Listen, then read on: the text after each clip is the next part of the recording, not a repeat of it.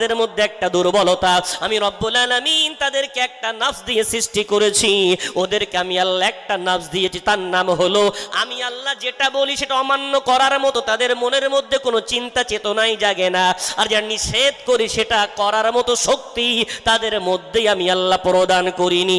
অর্থাৎ ওদেরকে আমি আল্লাহ শুধু মানার সিফাত দিয়ে তৈরি করেছি। তাই কেউ দাঁড়িয়ে দাঁড়িয়ে নামাজ পড়ে তো দাঁড়িয়েই আছে, কেউ রুকুতে আছে তো রুকুতেই আছে, কেউ সিজদায় আছে তো কেউ সিজদায় আছে। কিন্তু আমি আল্লাহ আদমকে একটা নফস দিয়ে নয়, ওই আদমকে অনেক গুণে গুণান্বিত করে ধরার বুকে পাঠিয়েছি। জোরে বলা যাবে না? ফারিস্তার মধ্যে একটাই নফস, মানবে, অমান্য করা কোনো সিফাত নাই। এখন বলেন তো কোনো অন্ধ ব্যক্তি, এই দক্ষিণ বরুণহাট থেকে কোনো অন্ধ ব্যক্তি বলে আমি জীবনে কোনোদিন কুদৃষ্টি করিনি, কে বলছে? অন্ধ ব্যক্তি। তো আপনি কি বলবেন? আরে ভাই তুমি দেখতেই পাও না, তুমি কুদৃষ্টি করবে কিভাবে? বলবেন না? বলবেন কেন? তার দেখারই ক্ষমতা নাই, তার কুদৃষ্টি না করাটা বাহাদুরি নয়। চোখলা দৃষ্টি সম্পন্ন দেখার ক্ষমতা আছে, তারপরেও দেখে না। কেন? কেন রব্বুল আলামিন নিষেধ করেছেন। 18 পারা 12 পৃষ্ঠা সূরা নূর রব্বুল আলামিন বলেছেন কুল্লিল মুমিনিনা ইয়াগুদ্দু মিন আবসারিহিম। যদি বলেন না আল্লাহু আকবার। ও নবী, মুমিন পুরুষদেরকে বলে দাও ওরা যখন রাস্তায় বার হবে নজরগুলো অবনত রাখবে। ওয়াকুল্লিল মুমিনাতি ইয়াগুদুদনা মিন আবসারিহিন। আর মুমিন নারীদেরকে বলে দাও ওরা যখন রাস্তায় বার হবে ওরা দৃষ্টিগুলো অবনত রাখবে। আমি দেখার পরেও দেখি না, এটাই হলো সবচেয়ে বড় ফল। একটু জোরে বলা যাবে না সুবহানাল্লাহ?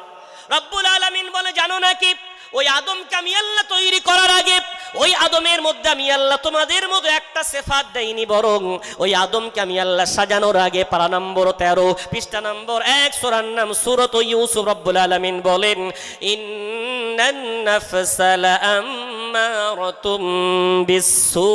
ওই আদমের মধ্যে আমি আল্লাহ নাফসে আম্মারা তৈরি করেছি, ওই আদমের মধ্যে আমি আল্লাহ নাফসে আম্মার রেখে দিয়েছি। আম্মারার কাজ হলো বান্দা বান্দিকে সর্বদাই খারাপ কাজের প্রতি উৎসাহিত করা। আমি আদমকে নাফসে আম্মারা দিয়ে শুধু নয়, পারা নম্বর 30 পৃষ্ঠা নম্বর 14 সূরার নাম সূরা ফাজর রব্বুল আলামিন বলেন ইয়া আইয়াতুহান নাফসুল মুতমাইন্না ইরজিই ইলা রাব্বিকি রাদিয়াতাম মারদিয়া।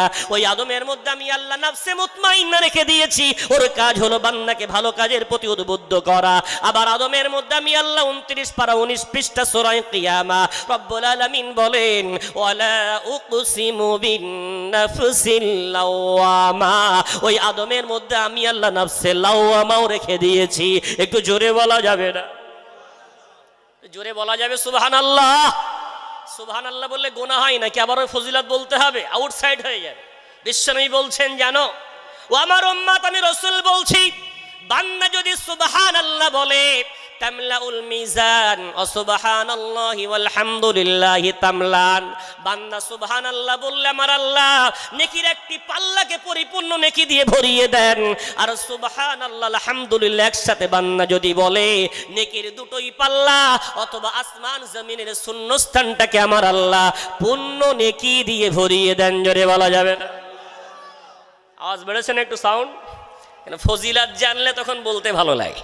ফিরে আসেন, রব্বুল আলামিন আদম সন্তানকে 3টে নফস দিলেন আর ফারিস্তাকে একটা নফস দিলেন। ওই আদম সন্তান যখন ধরার বুকে এসে বাড়ি চলে এলো, স্ত্রী ডাক দিয়ে বলল বাজার ফুরিয়ে গেছে, বাজার করে আনো। কন্যা ডাক দিয়ে বলল আব্বাজান আমার পেন্সিল খাতা এনে দেন, বাজার থেকে আমার পেন্সিল খাতা শেষ হয়ে গেছে। ওদিকে সন্তান ডাক দিয়ে বলল আব্বাজান আমার ঔষধ এনে দেন। ওদিকে আম্মা ডাক দিয়ে বলল বাবা আমার পানটা এনে দাও। ওদিকে মুয়াজ্জিন ডাক দিয়ে বলে হাইয়া আলাস সালাহ।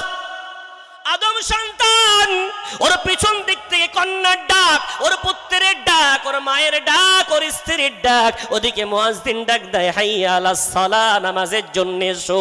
ওই আদম সন্তান সব ডাকগুলো পিছনে ফেলে দিয়ে ও যখন আল্লাহর ঘরে গিয়ে আল্লাহু আকবার বলে দাঁড়িয়ে যায়। আল্লাহ ফারিস্তাকে ডেকে ডেকে বলে, ও ফারিস্তা দেখো না দেখো, তোমার কোনো স্ত্রী নাই, তোমার কোনো সন্তান নাই, তোমার কোনো কন্যা নাই, দুনিয়ার কোনো খোরাক, দুনিয়ার কোনো চাহিদা তোমার নাই, তুমি দাঁড়িয়ে দাঁড়িয়ে নামাজ পড়ো, আমি আল্লাহ তো খুশি হই না। তুমি সেজদায় পড়ে পড়ে কান্নাকাটি করো, তোমার সেজদা আমার হৃদয় ভরে না। কিন্তু আদম সন্তান তার এত ডাক পিছনে থাকার পর আমি আল্লাহ আমার ডাকটাকে যখন প্রাধান্য দেয়, ওই আদম সন্তানের ডাক শুনতে আমার বড় ভালো লাগে। তাই আদম সন্তানকে আমি আল্লাহ দুনিয়ার বুকে আমার খলিফা বানিয়েছি। একটু জোরে বলা যাবে না? বলেন না সুবহানাল্লাহ। ও আদম সন্তান, জানো নাকি আমি আল্লাহ ফারিস্তাদের চ্যালেঞ্জ উপেক্ষা করে, ওরা যখন বলল তৈরি করতে হবে না, আমি আল্লাহ বল আমি যা জানি তোমরা তা জানো না, এই বলে ওদেরকে চুপ তো করালাম। কিন্তু ভাবলাম বাসর রাতেই বিড়াল মারলে আর ম্যাও ম্যাও করবে না, ঠিক না বেঠিক? সুতরাং প্রথম দিনেই চুপ করাতে হবে। আল্লাহ কি করলেন? ওই মুহূর্তে কেলাস সাজালেন। দেখো আদম কেন তৈরি করছে। প্রথম তো ফারিস্তা তৈরি করেছি, দ্বিতীয় জিন করেছি, এবার আদম। কেন করছি দেখো। এটা জানেন তো, স্কুলে যখন নতুন স্টুডেন্ট, নতুন ছাত্র আসে, তখন টিচার বা শিক্ষক তার দিকে ফিরে ফিরে বারবার পড়া বলে, অ্যাটেনশন, তার মনোযোগ বাড়ানোর জন্য। রব্বুল আলামিন কোরআনে বলছেন ওই 1 পারা 5 পৃষ্ঠায়, ওয়াল্লামা আদামাল আসমাআ কুল্লাহা, আমি আল্লাহ সব পৃথিবীর যত সৃষ্টি আমি কিয়ামত পর্যন্ত করব, গোটা সৃষ্টির নামগুলো আমি আল্লাহ আদমের দিকে ফিরে ফিরে সব বললাম। জোরে বলা যাবে না? ছাত্র কিন্তু সবাই, ওখানে ফেরেশতা প্রেজেন্ট, ওখানে জিন প্রেজেন্ট, ওখানে আদমও প্রেজেন্ট। রব্বুল আলামিন আদমকে আজকে তার দিকে ফিরে ফিরে পড়ালেন। এবার প্রশ্ন করার পালা। কোশ্চেন যখন টিচার করবেন, পুরাতন ছাত্রদেরকে আগে করেন, তাই আল্লাহ বলছেন সুম্মা আরাদহুম আলাল মালাইকাতি ফাকালা আম্বিউনি বিআসমাই হাউলা ইন কুনতুম সাদিকিন। জোরে বলেন আল্লাহু আকবার। ও ফারিস্তারা, তোমরা তো আদম সৃষ্টি করতে মানা করলে, এই যে নামগুলো আমি তোমাদের সামনে ব্যক্ত করলাম, এই নামগুলো তোমরা যেহেতু সবার সিনিয়র, তোমরা আমাকে শোনাও দেখি, এই নামগুলো ব্যক্ত করো দেখি, এই নামগুলো আমাকে বলো দেখি কেমন তোমাদের হিম্মত। যেই আল্লাহ বলেছেন ফারিস্তাদেরকে বলো দেখি, ওই ফারিস্তাদের একটা বড় গুণ, ওরা অহংকার করে না, তাকাব্বুর করে না, যেটা পারে না সেটা অস্বীকার করে আল্লাহর কাছে সারেন্ডার করে। ওই মুহূর্তে তারা আল্লাহর কাছে হাত তুলে বলে, কলু সুবহানাকা লা ইলমা লানা ইল্লা মা আল্লামতানা ইন্নাকা আনতাল আলিমুল হাকীম। জোরে বলেন না আল্লাহু আকবার। ও আমার আল্লাহ, আমরা সারেন্ডার করছি, আমরা স্বীকার করে নিচ্ছি আমাদের ক্যাচিং পাওয়ার বড় দুর্বল, আমাদের ধারণ ক্ষমতা বড় দুর্বল, আমাদের মুখস্থ ক্ষমতা বড় দুর্বল। শুনলাম বটে, তবে শোনাবো এ ক্ষমতা আমাদের মধ্যে নাই। একটু জোরে বলা যাবে না? ও নাম আমরা বলতে পারবো না। এখন সিনিয়র যখন পারলো না, আল্লাহ জিনদেরকে জিজ্ঞাসা করে আর সময় নষ্ট করলেন না। আমার আল্লাহ ডাইরেক্ট আদমকে বললেন, ইয়া আদম আম্বিহুম বিআসমাইহিম। একটু জোরে বলেন না আল্লাহু আকবার। ফারিস্তাদেরকে কি বললো? আমাকে শোনাও। আর আদমকে বলছেন না, আমাকে কি বলছে? শুনিয়ে দাও ওদেরকে। জোরে বলা যাবে না? আল্লাহর বিশ্বাস আদমকে ভাবেই তৈরি করা হয়েছে, ও আমার আল্লাহর কথাটা পূর্ণরূপে প্রকাশ করতে পারবে। তাই আল্লাহ চ্যালেঞ্জ করে বলছে, দেখো দেখো তাকে খলিফা কেন বানাচ্ছি, নায়েব কেন বানাচ্ছি, আমি তাকে প্রতিনিধি কেন বানাচ্ছি। ও আদম, তুমি নামগুলো ওদেরকে বলে দাও। আদমকে যেই বলতে বলা হলো, এক মুহূর্ত দেরি না। ফালাম্মা আনবাআহুম বিআসমাইহিম, আল্লাহ যেই বললেন গোটা নামগুলো 2 যেভাবে আল্লাহ শুনিয়েছিলেন, গোটা নামগুলো আদম গোটা ফারিস্তার সামনে ব্যক্ত করে শুনিয়ে দিলেন। একটু জোরে বলা যাবে না? জোরে বলেন না সুবহানাল্লাহ। ওই আদম যখন নাম বলা শুরু করেছে, ফারিস্তা ওদের মাথা তখন অটোমেটিক নত হয়ে গেছে। আর পূর্বের জামানায় আমার নবী আসার আগ পর্যন্ত সম্মানের সেজদা, তাজিমের সেজদা, অর্থাৎ কোনো মানুষ যদি কারোর চেয়ে বড় হয় তার সামনে মাথা নত করে দেওয়া, এটা পূর্বের শরিয়াতে জায়েজ ছিল। কি ছিল? পূর্বের শরিয়াতে জায়েজ ছিল, এখন আর নেই। ওই জন্য কোরআনে পাওয়া যায় 12 পারা 14 পৃষ্ঠা সূরা ইউসুফ। ইউসুফ নবী স্বপ্ন দেখছেন। إذ قال يوسف لأبيه يا أبت إني رأيت 11 كوكبا والشمس والقمر رأيتهم لي ساجدين বলেন আল্লাহু আকবার। ও আব্বা জান, আমি ইউসুফ রাত্রির স্বপ্ন দেখলাম 11টা তারা এবং চাঁদ এবং সূর্য আমাকে সাজদা করছে। আব্বা ইয়াকুব নবী ব্যাখ্যা করে বললেন, ও বাবা ইউসুফ, জানো নাকি আমার আল্লাহ তোমাকে এত বড় নবুয়ত দেবে, আমি ইয়াকুব নবী সূর্য হওয়ার পরেও তোমার সামনে মাথা নত করে সেজদা করছি, মানে আমি তোমার নবুয়ত মেনে নেব। তাহলে পূর্বের জামানায় সম্মানের সাজদা জায়েজ ছিল, একটু জোরে বলা যাবে না?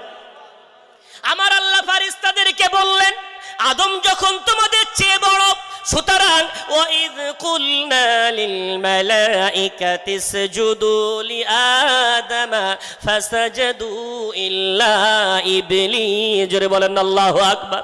এই ফারিস্তাদেরকে বললাম, ও ফারিস্তারা, তোমরা সবাই আদমের সামনে মাথা নত করে দাও, তার সামনে সেজদায় পড়ে যাও। যেই বললাম সব ফারিস্তা তার সামনে মাথা নত করে দিল। ও আদম সন্তান, বরুণহাট দক্ষিণ পাড়া, আজকে সবাই একবার ভাবো, তোমার আব্বার সামনে ফারিস্তার মাথা নত করে দিয়ে আমি বুঝিয়ে দিলাম আদম সন্তান ও রূপের জন্য শ্রেষ্ঠ না, ও শক্তির জন্য শ্রেষ্ঠ না, ওই আদম সন্তান শ্রেষ্ঠ হলো ওই তোমার আব্বার মধ্যে এলেম বেশি ছিল, দুনিয়ার জ্ঞান আমি আল্লাহ তাকে বেশি দিয়েছিলাম, আমি আল্লাহ ঐশী জ্ঞান তাকে বেশি প্রদান করেছিলাম, এলেম বেশি ছিল বলে তাকে ফারিস্তাও সেজদা করেছে। সুতরাং তোমরা হলে শ্রেষ্ঠ ওই এলেমের কারণে, একটু জোরে বলা যাবে না? এখন আব্বা আদম ফারিস্তার চেয়ে শ্রেষ্ঠ, কিসের কারণে? এলেম। এখন প্রশ্ন ওঠে, আমরা আদম সন্তান, আমরাও কি এলেমের জন্য শ্রেষ্ঠ হতে পারবো? কোরআন থেকে দলিল, পারা নাম্বার 19 পৃষ্ঠা নম্বর 17 থেকে 19, সূরার নাম সূরাতুন নামাল, একটি ছোট্ট সূরা। ওই সূরাটাকে পিঁপড়ার সূরা বলা হয়েছে। ওই সূরার মধ্যে রব্বুল আলামিন সুলাইমান নবী আলাইহিস সালাতু ওয়াস সালামের রাজত্ব নিয়ে আলোচনা করেছেন। আল্লাহ মনে একজন নবী সুলাইমানকে বানালেন, তার রাজত্ব মানবের উপরে, দানবের উপরে, কুল মাখলুকাতের উপরে। কিন্তু এত বড় বাদশা হওয়ার পরেও তিনি তার গোটা প্রজাকে সর্বদাই দেখভাল করতেন, একটু জোরে বলা যাবে না? মানুষ বড় হয়ে গেলে নিজের প্রতিবেশীকে ভুলে যায় না, যায় না? এলাকা ছেড়ে বাইরে তখন টাউনে ঘর নিয়ে ঘর ভাড়া করে থাকে, এলাকার মানুষকে চিনতে পারে না। কিন্তু সুলাইমান নবী তিনি মানব হওয়ার পর জিনও তার বসে, কুল মখলুকাত তার প্রজা, কিন্তু অহংকারী নন, তিনি সবার খোঁজ খবর নেন। যদি বলেন না সুবহানাল্লাহ। ওই 19 পারার 17 পৃষ্ঠায় আল্লাহ বলছেন, ওয়াতাফাক্কাদাত الطير فقال ما لي لا أرى الهدهد أم كان من الغائبين। জোরে বলেন আল্লাহু আকবার। কি ব্যাপার, আমার দরবারে হুদহুদ নামে ওই পাখিটা নেই কেন? কি ব্যাপার, দেখতে পাচ্ছি না কেন? কত তার দৃষ্টি দেখেন, বিচক্ষণতার সঙ্গে তিনি লক্ষ্য করছেন তার দরবার এত মখলুকের মধ্যে হুদহুদ নামে একটা পাখি অনুপস্থিত, তারও খোঁজ খবর বাদশা হয়ে নিচ্ছেন। জোরে বলা যাবে না? হুদহুদ নেই কেন? রেগে গেছে। লাউ আযিবান্নাহু আযাবান শাদীদান আও লাআযবাহান্নাহু আও লায়াতিয়ান্নি বিসুলতানিন মুবিন। জোরে বলেন আল্লাহু আকবার। হুদহুদ যদি আমাকে না বলে অনুপস্থিত হয়ে থাকে, ও আমার কাছে যেই আসবে তাকে কঠিন শাস্তি দেব, অথবা জবাই করে খেয়ে ফেলবো, অথবা তাকে প্রত্যক্ষ কোনো কারণ তাকে দেখাতে হবে যে কি জন্যে সে, তার যুক্তিযুক্ত কারণ দর্শাতে হবে, কি কারণে সে আজকে আমার দরবার থেকে অনুপস্থিত হয়ে গেছে। এই কারণ না দেখাতে পারলে তাকে কঠিন শাস্তি দেব। এখন সুলাইমান আলাইহিস সালাতু ওয়াস সালাম যখন খুব রেগে এই কথা বলছেন, ঠিক ওই সময় فمكث غير بعيد فقال أحطت আহাত্তু বিমা লাম তুহিত বিহি ওয়াজিতুকা মিন সাবাইন বিনাবাইন ইয়াকিন। জোরে বলেন আল্লাহু আকবার। এই কথা বলতে না বলতে ইতিমধ্যে হুদহুদ এসে হাজির। বাদশা জাহাপনা ক্ষমা করে দেন, মাফ করে দেন, আমি আপনার কাছ থেকে একটুখানি দূরে চলে গিয়েছিলাম, কারণটা হলো আপনার পাশের একটা রাজ্য নাম তার সাবা, ওই সাবার বাসিন্দাদেরকে দেখলাম ওরা আল্লাহর ইবাদত করে না, ওরা আল্লাহর গুণকীর্তন করে না, ওদের একজন রানী তার নাম হলো বিলকিস, ওরা সবাই মিলে সূর্যের পূজা করে। আই আমার বাদশা জাহাপনা ওদের ইবাদত দেখতে গিয়ে, আর বিলকিসের একটা সুন্দর ওয়ালাহা আরশুন আযীম, একটা বিরাট সুন্দর সিংহাসন আছে, ওই সুন্দর সিংহাসন দেখতে গিয়ে একটু আমার দেরি হয়ে গেছে, বিলম্ব হয়ে গেছে, আমাকে মাফ করে দেন, এমন আর করব না। ভাই যেটি গিয়ে আসা যাবে, পিছনে যারা দাঁড়িয়ে আছেন বসে পড়েন না, কমিটি অনুরোধ জানাচ্ছে আপনাদেরকে বসার জন্য। এখানে রহমত আছে, গুনাহ নেই, শান্তি আছে, আযাব নেই, বসে পড়েন, দাঁড়িয়ে থাকেন না। আর সামনে যদি খালি জায়গা কারোর সামনে দেখতে পান, একটু কাঁধে কাঁধ মিলিয়ে বসেন। কোরআন এমন একটি গ্রন্থ যে বলে, যে শোনে, উভয়ের আমল নাম আল্লাহ সমান নেকি লিখে দেন। জোরে বলেন না সুবহানাল্লাহ। সুতরাং সুলাইমান নবীর বাদশার কাছে এসে হুদহুদ এসে মাফ চাইলো। আপনার পাশের একটা রাজ্য তারা সূর্যের পূজা করে। এখন সুলাইমান নবী আলাইহিস সালাতু ওয়াস সালাম প্রজার কথা মতোই তো বিশ্বাস করতে পারে না। বাদশার উচিত তার প্রজা যারা হবে, তার অধীনে যারা থাকবে, যে কথাগুলো বলবে আগে যাচাই করা, ঠিক না বেটি? ছাত্র বলছে আমার আসতে দেরি, আম্মা ডেকে দেয়নি, ওই জন্য স্কুলে আসতে দেরি হয়েছে। মাস্টার বিশ্বাস করে নিল না, ওর আম্মাকে ফোন করেন, বাড়িতে জিজ্ঞাসা করেন সত্যি কি ডেকে দেয়নি, সাইকেল পাঞ্চার হয়ে গিয়েছিল, সত্যি না মিথ্যা? হুদহুদ বলছে আমি অন্য একটা রাজ্য দেখছিলাম, তারা আল্লাহর ইবাদত করে না। সুলাইমান যার রাজত্ব গোটা পৃথিবী ব্যাপী, আর তার মাঝে একটা রাজ্য আল্লাহকে ইবাদত করে না, তিনি জানেন না। একটা পুরো যে কথা বলে সেটা যাচাই তো করার দরকার। তাই সুলাইমান নবী বললেন, ওই 19-18 পৃষ্ঠার শুরুতেই বললেন, ক্বালা সানানজুরু আসাদাকতা আম কুনতা মিনাল কাযিবিন ইযহাব বিকিতাবি হাযা ফাআলকিহ ইলাইহিম সুম্মা তাওয়াল্লা আনহুম ফানজুর মাযা ইয়ারজিউন। জোরে বলেন আল্লাহু আকবার। এ হুদহুদ, তুমি সত্য বলছো না মিথ্যা বলছো? আমি এখনই যাচাই করে নেব। তোমার কথা সত্য যদি হয়ে থাকে, যাও যাও আমার এই পত্রখানা নিয়ে যাও, আর ওই সাবার রানী বিলকিসের কাছে গিয়ে অর্পণ করে দাও, তার কাছে ফেলে দিয়ে সেখান থেকে সরে যাও, আর তারা কি করে দূর থেকে দেখতে থাকো। এখন হুদহুদ ওই পত্রখানি নিয়ে বিলকিসের দরবারে গিয়ে হাজির। সেখানে গিয়ে পত্র ফেলে দিয়ে হুদহুদ সরে গেছে, আর বিলকিস রানী পত্র যেই খুলেছে তাতে লেখা আছে, ইন্নাহু মিন সুলাইমান ওয়া ইন্নাহু বিসমিল্লাহির রহমানির রহিম আল্লাহ তাআলু আলাইয়া ওয়া আতুনি মুসলিমিন। জোরে বলেন আল্লাহু আকবার। ওই পত্রতে লেখা, এই পত্র হলো সুলাইমান বাদশার পক্ষ থেকে ওই মহাসম্রাট আল্লাহ পাক রব্বুল আলামিনের নাম নিয়ে শুরু, যিনি হলেন পরম এবং পরম দয়ালু এবং মেহেরবান। এই চিঠির মধ্যে বার্তা দেয়া হয়েছে, আল্লাহ তাআলু আলাইয়া ওয়া আতুনি মুসলিমিন। এই পত্র যেই তোমার কাছে পৌঁছাবে, অহংকার যেন করো না, ক্ষমতা দেখাতে যেও না। তোমার কাছে পত্র পৌঁছানোর সাথে সাথে স্যারেন্ডার করে, আত্মসমর্পণ করে আমার দরবারে এসে মুসলমান হয়ে যাবে। একটু জোরে বলা যাবে? বাদশাহ তিনি হলেন প্রধানমন্ত্রী আর মুখ্যমন্ত্রী সাবা দেশ রাজ্যের, তার কাছে বার্তা পাঠাচ্ছেন, আমার পত্র পেলেই যেন ক্ষমতা দেখাতে যেও না। কেন? আমি হলাম প্রধানমন্ত্রী, রাজ্য কখনো কেন্দ্রের সাথে লড়াই করে জিততে পারে না। আর বিলকিস রানীও খুব চালাক। পত্র পাওয়ার পর গোটা প্রজাকে এক জায়গায় করলে, কি করব বলো, মতামত দাও। ওই সময় প্রজারা বলে, বিলকিস রানী আমাদের রানীমা, যেটাই বলবেন সেটাই করব, জীবন দিতে বললে জীবন দেব, লড়তে বললে লড়বো, যা বলবেন তাই হবে।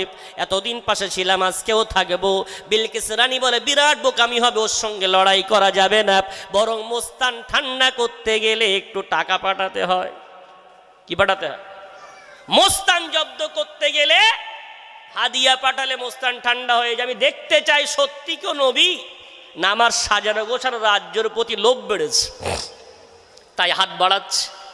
দেখি ওই সময় বিলকিস রানী চালাকির পরিচয় নিতে গিয়ে তিনি কি করলেন, তিনি বললেন ইন্নী মুরসিলাতুন ইলাইহিম বিহাদিয়াতিন ফানাজিরাতুম বিমা ইয়ারজিউল মুরসালুন। জোরে বলেন একটু আল্লাহু আকবার। আমি তার কাছে উপঢৌকন পাঠাবো, উপহার পাঠিয়ে দেখব যে আমার উপঢৌকন পাওয়ার পরে সে উপঢৌকনে খুশি হয়ে যায় নাকি, না তার ওই কথার উপরে সে দৃঢ়তার সঙ্গে অটল থাকে নাকি। উপঢৌকন পেলে মন নরম হয়ে যায় নাকি, আমি ওটাই দেখে বুঝে নেব সে সত্যি মোস্তান আল্লাহর কোন নবী।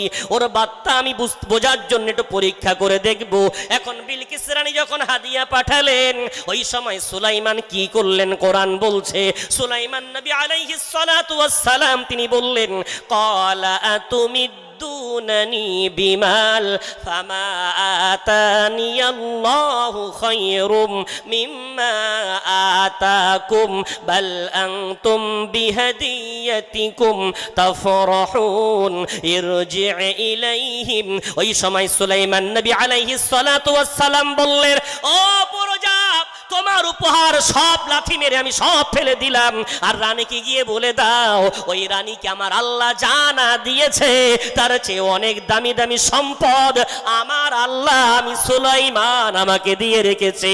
উপহার পেয়ে তোমার রানী তোমাদের মতো ছোট লোকরা খুশি হতে পারে, আমি সুলাইমান ঘুষ নিয়ে খুশি হতে পারি না।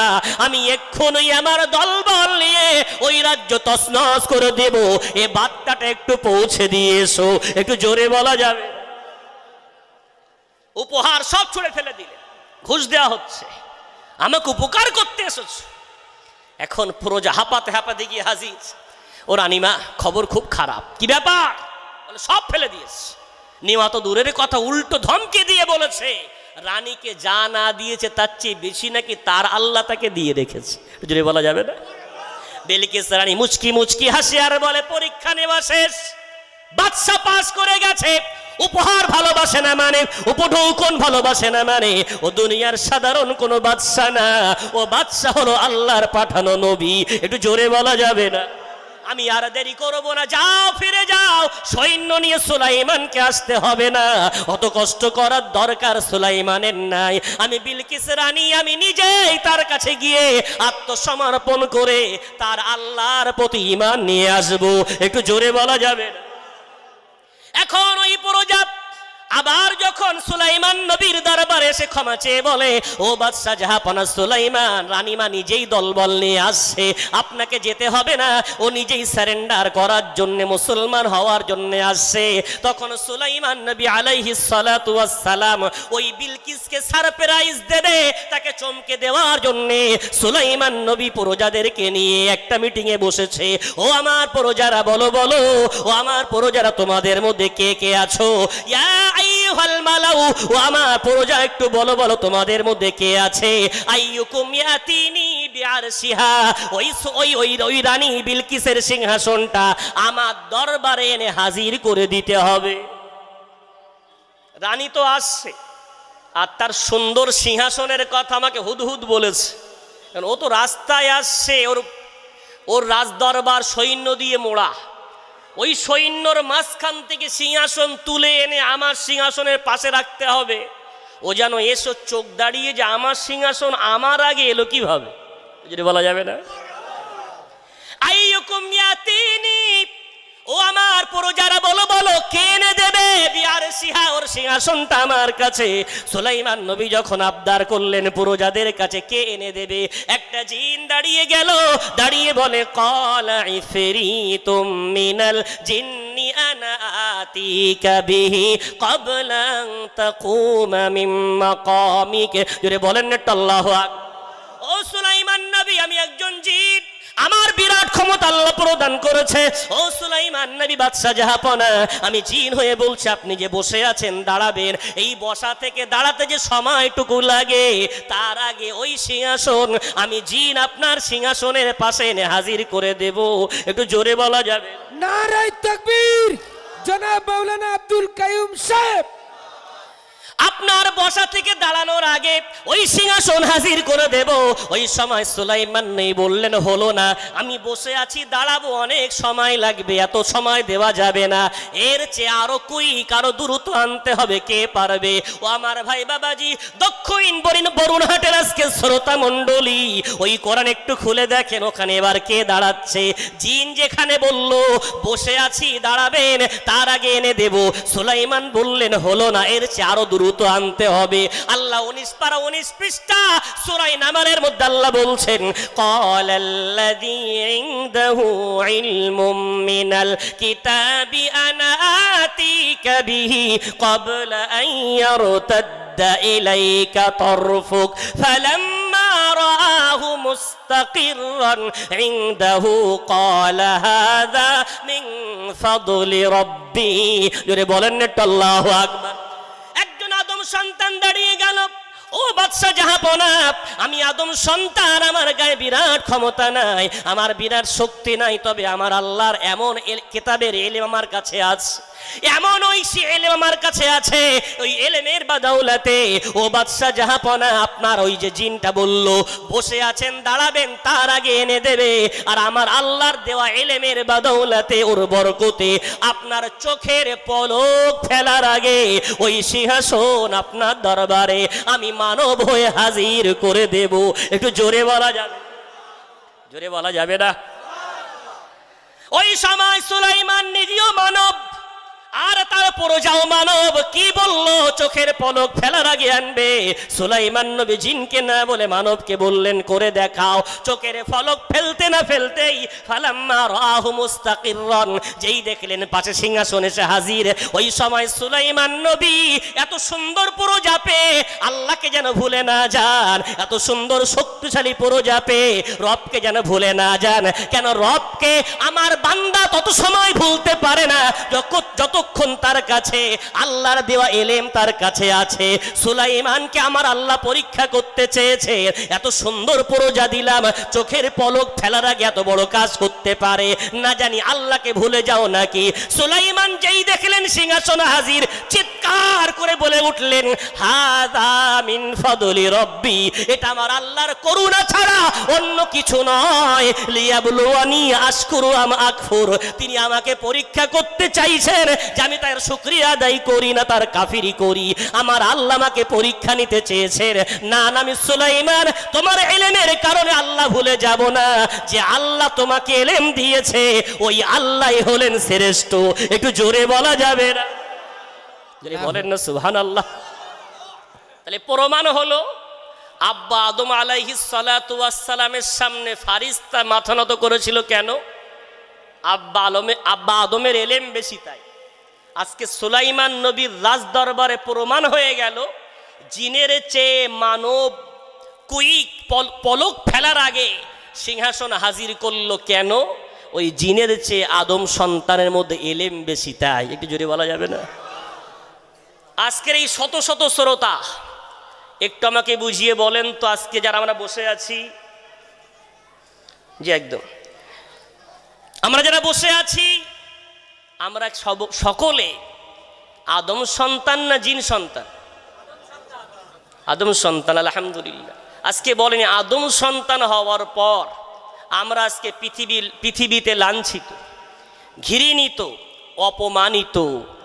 কারণটা কি? ভাই বামজি আমার, ভুলে যান না রব্বুল আলামিন আমাদেরকে কেন সৃষ্টি করলেন। বলেছিলেন, বান্দা আমি তোমাকে সব দেব। বিশ্বনবী হাদিস পাকের মধ্যে বলেছেন, ইন্নাদ দুনিয়া খুলিকাত লাকুম ওয়া আনতুম খুলিকতুম লিল আখিরা।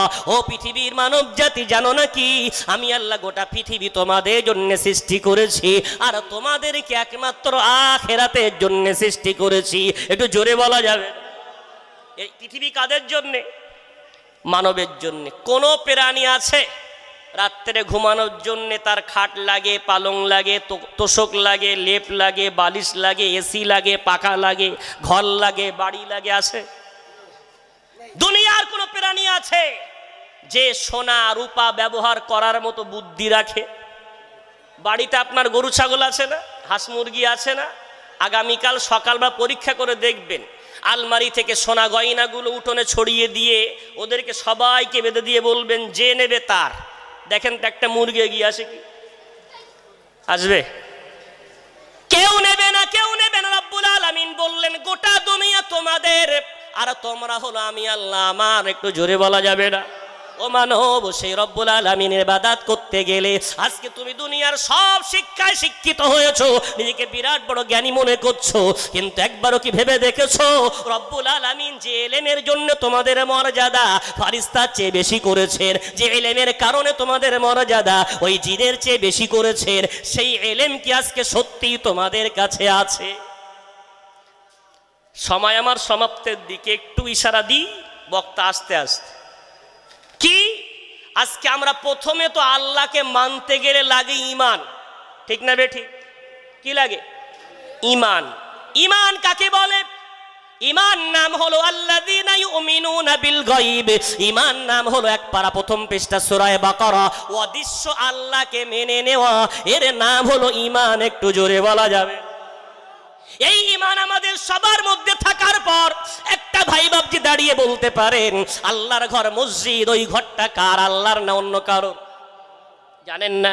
29 পারা 14 পৃষ্ঠা সূরা জিন রব্বুল আলামিন বলেন ওয়া আন্নাল মাসাজিদা লিল্লাহ ফালা তাদউ মাআল্লাহি আহাদা।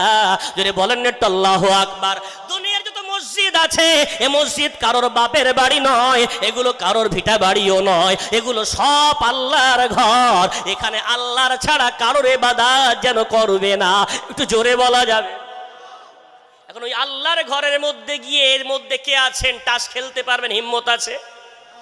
জুয়া খেলতে পারবেন, লটারি কাটতে পারবেন, ওখানে বসে মদ খেতে পারবেন, ওখানে বসে পাবজি ফ্রি ফায়ার খেলতে পারবেন। একটা ভাই হাত তুলে বলেন তো দেখি, ওই আল্লাহর ঘরের মধ্যেই হারাম কাজগুলো করবেন? না না না, আপনার হিম্মত নাই। কেন কেন? আপনার বিশ্বাস ওটা আল্লাহর ঘর, তাই ওখানে ওই কাজগুলো করা যাবে না। এই কোরআনের মাহফিলে এই কাজগুলো করবেন, কারোর কি হিম্মত আছে? বলবেন না না। কেন কোরআনের মাহফিলে এই কাজগুলো করা যায় না? এই কাজগুলো কোনো মাদ্রাসায় করবে না, না করবেন না, হিম্মত নাই, করার হিম্মত নাই। নবীর কারখানায় করবেন না। এই কাজগুলো কোনো খানকায় করবেন, হিম্মত নাই, করবেন না। এই কাজগুলো কোনো আল্লাহর আযান দিচ্ছে মুয়াজ্জিন, ওই সময় নারীদের দিকে তাকিয়ে দেখবেন ওরা তড়িঘড়ি করে ঘোমটা দিচ্ছে, অর্থাৎ ওরা আল্লাহকে বিশ্বাস করে বটে, তবে এই বিশ্বাস যে আযান হলে আল্লাহর ঘুম ভাঙে, ওই সময় আল্লাহ দেখতে পায়। আর আযান বন্ধ হয়ে গেলে পর্দায় থাকো আর না থাকো, আল্লাহ এখন ঘুমাচ্ছে, নাউযুবিল্লাহ, আল্লাহ দেখতে পায় না। হুজুর দেখতে পেলে তড়িঘড়ি পর্দা করে, হুজুর দেখলে আল্লাহ দেখতে পায়, অথচ তাদের বিশ্বাস এই জায়গায় চলে গেছে।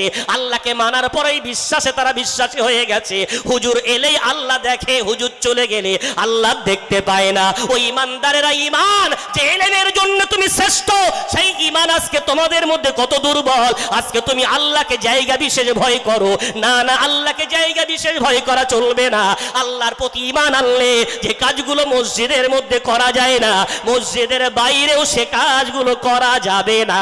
এর নাম হলো ঈমান। একটু জোরে বলা যাবে? কেন? আল্লাহ তার পরিচয় দিয়েছেন, দুনিয়ার দেবদেবীর মতো আমি দুর্বল নই, যেখানে দাঁড় করিয়ে রাখবে ততটুকু দেখতে পাবো, অন্য জায়গা দেখতে পাবো না। আমি আল্লাহ, আমার পরিচয় পারা নম্বর 3 পৃষ্ঠা নম্বর 1 সূরার নাম সূরা বাকারা। আমি আল্লাহ বলেছি আল্লাহু লা ইলাহা ইল্লা হুয়াল হাইয়ুল কাইয়ুম লা তাখুযুহু সিনাতু ওয়ালা নাওম। আমি আল্লাহ হলাম এমন, আমি অমর, আমার কখনো মৃত্যু আসবে না, আমি চিরজীবন্ত, চিরপ্রতিষ্ঠিত। আমি আল্লাহ, আমার তন্দারাও লাগে না, ঘুমও লাগে না, আমি আল্লাহ সব কিছু থেকে মুক্ত। ও বান্দা, জানো না কি আমি আল্লাহ? পারা নম্বর 27 পৃষ্ঠা নম্বর 17 সূরার নাম সূরা হাদীদ। রব্বুল আলামিন বলেন ওহুয়া মাআকুম আইনামা কুনতুম। ও দুনিয়ার বান্দা বান্দিরা, পৃথিবীর যে প্রান্তেই থাকো না কেন, তোমাদের সাথে আমি আল্লাহ আছি। একটু জোরে বলা যাবে না? বিশ্বনবী মুহাম্মদ আরবি সাল্লাল্লাহু আলাইহি ওয়াসাল্লাম এটাই প্রমাণ করিয়ে দিয়েছেন। পারা নম্বর 10 পৃষ্ঠা নম্বর 12 সূরার নাম সূরা তাওবা। গারে সূরের মধ্যে আবু বকরকে নিয়ে বসে আছেন, আর মাথার কাছে আবু জেহেল আবু লাহাব ঘুরে ঘুরে বেড়ায়। আবু বকর রাদিয়াল্লাহু আনহু থরথর করে কাঁপছে। আমার রাসূল বলছে কি ব্যাপার আবু বকর এমন করে কাঁপো কেন? বলে ওই দেখেন না পা। আমার রাসূল তখন সান্ত্বনা দিয়ে বলছেন, কোরআন বলছে ইযহুমা ফিল গারি ইয ইয়াকুলু লিসাহিবিহি লা তাহজান ইন্নাল্লাহা মা'ানা। জোরে বলেন না একটু আল্লাহু আকবার। ও আবু বকর তো ভয় পাও কেন? এত তোমার মনের মধ্যে তেরাস কেন, চিন্তা কেন? কোনো চিন্তা করো না, দুজন আমরা এখানে নাই, আমাদের সাথে আমার আল্লাহ আছে। একটু জোরে বলা যাবে না? ও আজকে বরুণহাটের মুসলমান ভাই বাবাজিরা, তাহলে আল্লাহকে শুধু মসজিদে ভয় করব, মসজিদের বাইরে না, এর নাম কিন্তু ঈমান না। ঈমানের পূর্ণতা এলেম আনেন, এলেম জ্ঞানটা নিজের মধ্যে এনে নেন। আল্লাহ কি ঈমান চেয়েছেন এমন ঈমান আনো। মসজিদের মধ্যে যে কাজগুলো করা হারাম, মসজিদের বাইরে সে কাজগুলো করা হারাম। যে কাজগুলো মাহফিলে করা যায় না, ওগুলো মাহফিলের বাইরেও করা যায় না। আজান দিলে যদি পর্দা করতে হয়, আজান বন্ধ হয়ে গেলেও পর্দা করতে হবে। হুজুর দেখলে শরিয়াতের যদি ভয় লাগে, হুজুর চলে গেলেও শরিয়াতের ভয় করতে হবে। তখন তোমরা পূর্ণ ঈমানদার হয়ে যাবে। একটু জোরে বলা যাবে?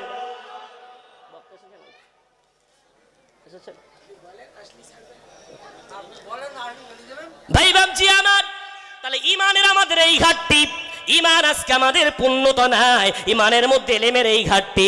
ঈমানের পরে আপনি ঈমান যখন এনেছেন, ঈমান তিনটে বস্তুর নাম, ইকরারুম বিল লিসান ওয়া তাসদীকুম বিল কলব ওয়া আমাল বিল জাওয়ারিহ। ঈমান নাম হলো তিনটে জিনিসের জবান দিয়ে বলতে হবে, হৃদয় থেকে বিশ্বাস করতে হবে, আর অঙ্গ প্রত্যঙ্গ দিয়ে তার বহির্প্রকাশ ঘটাতে হবে। এর নাম হলো ঈমান। একটু জোরে বলা যাবে না? ঈমান তো আভ্যন্তরীণ বিষয়, দেখানো যায়। আপনি মমিন কি মমিন না কেউ জানে না, কে জানেন? আপনার অন্তর আর আল্লাহ জানে। যদি বলা যাবে না? তাই বিশ্বনবীর সাহাবারা বললেন ঈমানের বহির্প্রকাশ হওয়ার দরকার। তোমার মুখ যেটা পড়ে আর হৃদয় যেটা বিশ্বাস করে তার প্রমাণ হবে। তোমার দেহের অঙ্গ প্রত্যঙ্গ বুঝিয়ে দেবে তুমি একজন ঈমানদার। যদি বলা যাবে না? আর গোটা দেহ ঈমানের বহির্প্রকাশ ঘটায় কোনো ইবাদত করে, তার নাম হলো নামাজ। যদি বলা যাবে, এই নামাজের মাধ্যমে গোটা দেহটা আল্লাহকে যে মানে তার বহিঃপ্রকাশ ঘটায়। সুতরাং ওই যে নামাজ আমরা পড়ি, ওই নামাজের মধ্যে এলেমের কত ঘাটতি। ওই প্যান্ডেলের বাইরে একটা ফকির ঘুরে বেড়াচ্ছে, আমি তাকে ডাকলাম, ভাই এদিকে এসো তো। এই ফকিরটাকে আমার মতো একটা হুজুর যদি ডাকে, ওর মনে আশা বাড়বে না কম হবে? কথা বলেন না? কষ্ট বেশি সময় দেব না, বাড়বে তো? কত আশা বাড়বে। ও যদি দেখে এমন একটা হুজুর আমাকে ডেকেছে, মানে আমাকে তো ঠকাবেই না, বরং গেলে আমার হাতটা টাকা দিয়ে ভরিয়ে দেবে। ও যখন আসছে, আমি তখন আমার পকেটে হাত ঢোকাচ্ছি, ওর আশা বাড়ছে না কম হচ্ছে? বাড়ছে।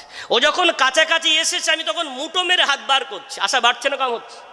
বাড়ছে। ও যখন আমার কাছে এলো, হাতটা বাড়াও, সঙ্গে সঙ্গে হাতটা রাখলাম। এখন আশা কোন জায়গায় পৌঁছে গেছে? 100% মুঠো ছাড়লে কিছু একটা হাতে পড়বে। আমি কি করলাম হতভাগা? ওই ফকিরটা তো আশা নিয়ে আমার কাছে ছুটে এলো, আমি তার হাতে মুঠো আমার হাতটা ঠেকানোর পর খালি হাতটা এমন করে তুলে নিলাম। আমি এত বড় হতভাগা, না দিতে পারতাম। এই মানুষটাকে ডেকে এনে তাকে ঠকালাম। এই কাজটা কি আদেও আমি ভালো করলাম? জোরে বলতে হবে। আদেও ভালো করিনি, বিরাট অন্যায় করেছি। হ্যাঁ, অন্যায় স্বীকার করছি, ভুল আমার হয়ে গেছে, বিরাট বড় অপরাধ হয়ে গেছে। ওই মুখাপেক্ষী বান্দাটাকে ঠকানো, এটা আমার জন্য বিরাট অপরাধ। এবার একটু বলেন তো দেখি, ফকিরকে ঠকালে যদি অপরাধ হয়, তাহলে ওই স্রষ্টাকে ঠকানো, যে স্রষ্টা বড় সাত করে আমাদের তৈরি করেছিলেন। আদমকে বড় সাত করে ফারিস্তা বলল তৈরি করতে হবে না, ইবলিস বলল ওদেরকে সিজদা করতে দেব না। রব্বুল আলামিন বড় সাত করে তৈরি করার পর একদল ইহুদি তাকে মানলো না, একদল খ্রিস্টান তাকে মানলো না, একদল অন্য ধর্মের মানুষ তাকে মানলো না, কিন্তু একদল মান্দা তাকে মানলো। লা ইলাহা ইল্লাল্লাহু মুহাম্মাদুর রাসূলুল্লাহ বলে ওই আল্লাহকে আল্লাহ বলে ডাক দিল। আমি যেমন ফকিরকে ফকির ভাই বলে ডেকেছিলাম, এই বান্দাদের মধ্যে ইমানদার বান্দাগুলো আল্লাহকে আল্লাহ বলে ডাক দিল। একটু জোরে বলা যাবে?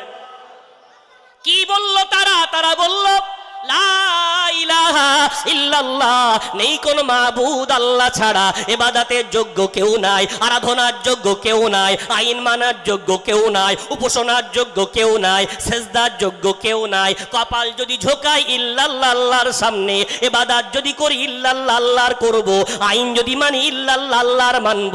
ও বান্দা, তুমি যখন একটা ফকিরকে ডাক দাও, সে যেমন আশা নিয়ে তোমার দিকে এগিয়ে আসে, আমি আল্লাহ হলাম বেনিয়াজ, আমার কোনো অভাব নাই। আল্লাহুস সামাদ, আমি মুখাপেক্ষিহীন, কিন্তু সৃষ্টির আগে আমার আশা ছিল বান্দা আমার ইবাদত করবে। তাই তুমি যখন কালিমা পড়ে আমাকে ডাকো, আমার মনের আশাটা বেড়ে যায়। তাই তোমরা যখন আল্লাহর ঘরে মসজিদে যাও, আমার আশা তখন ফুল বেড়ে যায় যে ওই বান্দা যখন আল্লাহর ঘরে ঢুকছে তার প্রশংসায় ভরিয়ে দেবে। ওই সময় আল্লাহ আসসালাতু মিরাজুল মুমিনিন, মুমিনের জন্য নামাজটা মেরাজ বানিয়ে দিলেন, অর্থাৎ আল্লাহর সাথে কথোপকথনের মাধ্যম বানিয়ে দিলেন। বান্দা যখন দাঁড়িয়ে যায়, ওই বেনিয়াজ আল্লাহর আশা বেড়ে যায়, আমার বান্দা বান্দি আমার ইবাদত করে প্রশংসায় ভরিয়ে দেবে। ওই বান্দা যখন আল্লাহু আকবার বলে হাত বাঁধে, ওই ফকিরটার যেমন হাতে আমি মুঠোমার হাত রেখেছিলাম, ফকিরের মনে আশা ভরে গিয়েছিল, ঠিক তদ্রুপ আল্লাহর মনে আশা বেড়ে যায়। বান্দা হাত বেঁধেছে মানে থানা দিয়ে আমার প্রশংসা করবে, সূরা ফাতিহা দিয়ে প্রশংসা করবে, সূরা মিলিয়ে প্রশংসা করবে, বিতরের নামাজে হাতটা ছেড়ে আবার দোয়ায় কুনুত পড়ে আমার প্রশংসা করবে, বৈঠকে বসে তাশাহুদের প্রশংসা করবে। ও ভাই বাবজি আমার, আজকে জলসা 56তম, আপনি হয়তো জলসা শুনছেন 40 বছর ধরে। একটু আমাকে বলতে পারেন কতদিন ধরে নামাজ পড়েন? কেউ বলবেন 20 বছর, কেউ বলবেন 30 বছর, কেউ বলবেন 40 বছর। অর্থাৎ আল্লাহু আকবার বলে হাতটা বাঁধার পর কত বান্দা এমন আছেন ওই সানাটা এখনো পর্যন্ত মুখস্থ হয়নি, একটা সূরা মেলাতে হয় এখনো জানা নাই। বেতেরের নামাজে হাত ছেড়ে সবাই হাত বাঁধে, আপনিও হাতটা বাঁধেন, রবকে দেখান কি একটা দিচ্ছেন, কিন্তু দোয়ায় কোনোটা জানেন না। বৈঠকে বসে সবাই আঙুল তোলে, আপনি আঙুল তোলেন, কিন্তু কি পড়তে হয় সেটা আজও জানেন না। লম্বা বৈঠক করেন, ভাব দেখান, দরুদ ইব্রাহিম পড়ছেন, দোয়ায়ে মাসুরা পড়ছেন, ওগুলো আজও পর্যন্ত মুখস্থ হয়নি। ফকিরকে ঠকালে যদি অপরাধ হয়, ওই সরোজটাকে ঠকালে কি অপরাধ না? কথা বলে অপরাধ না? তাকান না, এই ইবাদত করে রহমত চাচ্ছে। ওই ফকিরটাকে আমি যদি আর অন্য কোনো জলসায় গিয়ে ডাকি, আমার দিকে আসবে না, দুহাত ধরে দৌড়াবে, আর আমার নামে তার মুখে যত গালিগালাজ, যত রাগ, ঝাড়বে না? ঝাড়বে না? ঠকালো আমাকে। তাহলে একটা বান্দার যদি এত রাগ হয়, আমি সরোজটা তোমাদেরকে এত স্বাদ করে তৈরি করলাম, 20 বছর ধরে হাত বেঁধে আমাকে ঠকাচ্ছ, সানা মুখস্থ করুন। বেতেরের নামাজে হাত ছেড়ে হাত বেঁধে ভাব দেখাচ্ছ, দোয়ায় কুনুত পড়ো, মুখস্থ করুনি। বইটাকে বসে ক্রিং ক্রিং করে আঙুল তুলছো ধাপ্পাবাজি করে, তাশাহুদটা মুখস্থ হয়নি। আমি আল্লাহ আমাকে এত ঠকানোর পরে রহমত চাও কোন মুখ নিয়ে? দয়া চাও কিভাবে? আমার কাছে রহমতের আশা করো কিভাবে? আমি আল্লাহ তাই বিরাট রেগে গেছি। তাই কোরআনে আমি আল্লাহ 1-2 জায়গায় না, বহু জায়গায় কাফেরদেরকে না, ওই ইমানদারদেরকে বলেছি, ইয়া আইয়ুহাল্লাযীনা আমানু উদখুলু ফিস সিলমি কাফা, ও ইমানদারেরা পূর্ণ ইসলাম ধর্মে প্রবেশ করো। কেন? তোমরা ঈমান এনেছো বটে, মুখ দিয়ে পড়েছো, অন্তর দিয়ে বিশ্বাস করেছো, দেহ দিয়ে এখনো বহির প্রকাশ ঘটাতে শিখোনি, আর শিখলেও তার মধ্যে অনেক ধোঁকাবাজি করছো। এগুলো বন্ধ করো, পূর্ণ মুসলমান হয়ে যাও। একটু জোরে বলা যাবে? আল্লাহ কোথাও আবার বললেন, 4 পারা 2 পৃষ্ঠা সূরা আলে ইমরান, ইয়া আইয়ুহাল্লাযীনা আমানুত্তাকুল্লাহ হাক্কা তুকাতিহি ওয়া লা তামুতুন্না ইল্লা ওয়া আনতুম মুসলিমুন। ও ঈমানদারেরা, কাফেরদেরকে না, ওই ঈমানদারকে আবার ডাক দেয়, ইত্তাকুল্লাহ হাক্কা তুকাতিহি, আল্লাহকে ভয় করার মতো করো। যেমন ভয় মসজিদ মাদ্রাসায় জলসায় করো, তেমন ভয়টা সর্ব জায়গায় করো। আর মরতে হলে মুসলমান হয়ে মরো। একটু জোরে বলা যাবে? ওই আল্লাহ আরো বলছেন, পারা নম্বর 28 পৃষ্ঠা নম্বর 7, সূরার নাম সূরাতুল হাসর। রব্বুল আলামিন বলছেন, ইয়া আইয়ুহাল্লাযীনা আমানুত্তাকুল্লাহা ওয়াল তানজুর নাফসুম মা কদ্দামাত লিগাদিন ওয়াত্তাকুল্লাহ। ও ঈমানদারেরা, আল্লাহকে ভয় করো এবং প্রত্যেকেই ভাবো প্রতিদিন যা কাজ কর্ম করছো, আল্লাহর কাছে কি পাঠাচ্ছ সেটা নিয়ে একটু ভাবো। ব্যাংকে টাকা জমা করতে হয় না? না আপনি কি জাল নোট নিয়ে জমা করতে গেছেন? মনের মধ্যে টিপ টিপ টিপ টিপ করবে না করবে না? এখন যা হোক করে জমাও করেছেন, দেখবেন সিস্টেম কটা 20 টাকার নোট, কটা 10 টাকার নোট, কটা 500 লেখে, আর কে দিচ্ছে তার নামেও লেখা। এখন যে অফিসার তাড়াহুড়ো করে নিলেও যেহেতু নাম গুনে আপনার নামের সাথে ওই নোট লেখা আছে, 1 বছর পরে ওই টাকা তুলতে গেছেন, অফিসার চেঞ্জ হয়েছে এবং ভালো একজন অফিসার এসছে, নাম দেখে কে ক টাকার নোট কতটা জমা সব যাচাই করেছে, তার নজরে ধরা পড়েছে আপনি একজন নকল নোট জমাকারী। এখন ওই টাকা তুলতে গিয়ে ধরা পড়বেন না পড়বেন না? কথা বলেন। আমার হয়তো ইমামগুলো আমাদের এখন কাশফের ক্ষমতা আর নেই। আজকের যুগের যারা বড় বড় আলেম তাদের আর কাশফের দরজা খুব একটা নেই, আংশিক কিছু মানুষকে আল্লাহ দিয়ে রেখেছে। পিছনের মুসল্লিদের কি করুণ অবস্থা বুঝতে পারে না। আমার রসুল তো বুঝতে পারতেন, উজু করিনি, সাহাবার গোড়ালি শুকনো, সালাম ফিরিয়ে বলছে দাঁড়াও, অমুক ব্যক্তির উজু হয়নি, যার জন্য নামাজ আমার ভুল হয়ে যাচ্ছে। এটা বলেন না সুবহানাল্লাহ। আমাদের কাশফের দরজা কম, কে কি পড়লো না পড়লো কিছু বুঝতে পারছে না, যা হোক করে অ্যাকাউন্ট মসজিদে জমা করে আসছি। আল্লাহ কিয়ামতের দিন পুরস্কার নিতে যাবেন। সূরা ফাতিহা নেই, নকল নোট দিয়েছো। দোয়ায় কুনুত নেই, নকল নামাজ দিয়েছো। তাশাহুদ নেই, নকল তাশাহুদ দিয়ে ওখানে বসে বসে সময় কাটিয়েছো। পুরস্কার নিতে এসছো, কি হবে ভাই? ভাই বাবজি আমার, তাহলে ভুলে যান না, এলেমের কারণে আব্বা আদম শ্রেষ্ঠ ছিলেন। ওই এলেমের কারণে আদম সন্তান সুলাইমান নবীর রাজ দরবারে চোখের পলকে সিংহাসন হাজির করে দিলেন। আজকে যদি ওই সম্মান আবার আমাকে আপনাকে ফিরে পেতে হয়, আল্লাহ যে এলেমের কারণে তার ইবাদত পূর্ণরূপে করলে তার সঙ্গে সম্পর্ক ঘনিষ্ঠ হয়, সেই এলেমটাকে বেশি পরিমাণে নিজেদের মধ্যে আনার পর রব্বুল আলামিন আমার আপনার মর্যাদা আবার ফিরিয়ে দেবেন। জোরে বলা যাবে। পৃথিবী আপনার নেতৃত্ব মেনে নেবে, অবশ্যই গোটা পৃথিবী আপনার সামনে মাথা নত করবে। যেমন আজ 2-3 দিন হচ্ছে মুস্কান নামী কর্ণাটকের এক বোন ইমানি তাকবীর দিয়ে আল্লাহু আকবার ধ্বনি দিয়ে বিশ্বকে কাঁপিয়ে দিয়েছে। একটু জোরে বলা যাবে না? ও বুঝিয়ে দিয়েছে তোমরা 1000 বার করে জয় শ্রীরাম দাও, আর আমি একটা কন্যা কণ্ঠ একবার আল্লাহু আকবার বললে পৃথিবী কেঁপে যায়। একবার আল্লাহু আকবার বলেছে, নারী কণ্ঠ বলেছে, তাই তার এই পাওয়ার।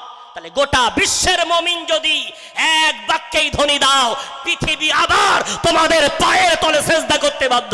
নারে তাকবীর। আজকে আমরা ভুলে গেছি সেই ইমানি পাওয়ার, ইমানি শক্তি, আল্লাহর সাথে সম্পর্ক সব হারিয়ে ফেলেছি। যার জন্য আজকে আমরা পৃথিবীর মধ্যে লাঞ্ছিত, ঘৃণিত, অপমানিত। ও দক্ষিণ বরুণহাটের শ্রোতা মণ্ডলী, রব্বুল আলামিন ওই জন্য বললেন ইয়া আইয়ুহান নাস, ও মানবেরা, উবুদু রাব্বাকুমুল্লাযী খালাকাকুম, ইবাদত ওই রবের করো যিনি তোমাদের বড় সাধ করে সৃষ্টি করেছেন। ওয়াল্লাযীনা মিন ক্বাবলিকুম, তোমাদের শুধু নয় তোমাদের পূর্বপুরুষদেরকেও তিনি সৃষ্টি করেছেন। তার ইবাদত করতে পারলে বড় লাভ। লাআল্লাকুম তাত্তাকুন, তোমরা সবাই মুত্তাকি হয়ে যেতে পারবে। আর আমি আল্লাহ কথা দিচ্ছি, উইদ্দাত লিল মুত্তাকিন, জান্নাতটাকে আমি আল্লাহ মুত্তাকিনদের জন্য তৈরি করেছি। একটু জোরে বলা যাবে না? জোরে বলেন না। আলহামদুলিল্লাহ। ভাই বাবজি আমার, আমি গুনাহগার, দীর্ঘক্ষণ ধরে কোরআন হাদিসের আলো কিছু কথা বলার নিয়ত করেছিলাম। নির্ধারিত সময় এখানে আছে, যার যে সময় দেওয়া হয়েছে, আমার 10টায় সময় দেওয়া ছিল, আসতে 10 মিনিট দেরি হয়েছে। ক্ষমা চাইছি, ট্রেনের আপনাদের হাসনাবাদের গেট পড়ে যাওয়ার কারণে দাঁড়িয়ে গিয়েছিলাম, আর না হয়তো পৌঁছে যেতাম। ক্ষমা চাইছি। যতটুকু আল্লাহ বলালেন, আল্লাহ শোনালেন, বলা শোনার চেয়ে আল্লাহ আমাদের সকলকে ওই ঈমান, ওই এলেম আল্লাহ আমাদেরকে আবার ফিরিয়ে দেন, যে ঈমানের বাদৌলাতে, যে এলেমের বাদৌলাতে আমরা আমাদের মর্যাদা, হারিয়ে যাওয়া সম্পদ আবার ফিরে পেতে পারি। আল্লাহ সেই তৌফিক আল্লাহ আমাদের সকলকে দেন। উচ্চ আওয়াজে বলেন একটু আল্লাহুম্মা আমিন। যদি বলা যাবেন একটু আল্লাহুম্মা আমিন। বিদায় নিলাম। আসসালামু আলাইকুম ওয়া রাহমাতুল্লাহি ওয়া বারাকাতুহু। সবাই বসেন, কেউ উঠবেন না। আমাদের মঞ্চে এসে গিয়েছেন সুরের রাজা, আমাদের মসজিদের বর্তমান সেক্রেটারি সাহেব তৎকালীন পিরিয়ডের উনি বিএসসি তো এত শিক্ষিত